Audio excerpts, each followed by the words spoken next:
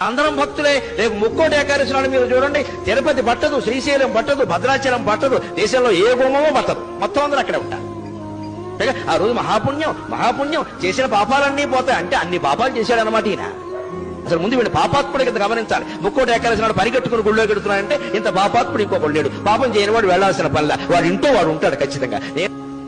అదే రోజు అదే ముహూర్తం అంటే అలాగే జరుగుతాయి. ఏమిటా పిచ్చి, ఏమిటా వెర్రి?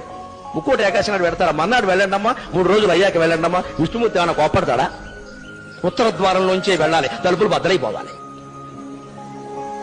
బాగా మనస్సు నిండా బుర్ర మడ్డి పెట్టేసుకుని మనస్సు నిండాను ఆ రోజే చూడాలి, అలాగే వెళ్ళాలి, ఏమైనా సరే వెళ్ళాలంటే ప్రమాదాలే జరుగుతాయి. అంచేత పుణ్య క్షేత్రాలు, తీర్థాలు, పుణ్య తిథులు ఇవేవి ముఖ్యం కాదండి. శరీరాన్ని మించిన క్షేత్రం లేదు, మనస్సును మించిన తీర్థం లేదు. సత్ప్రవర్తన కలిగి ఉంటే నువ్వే ఒక పుణ్యక్షేత్రం, నీకు నువ్వే ఒక పుణ్య తీర్థం.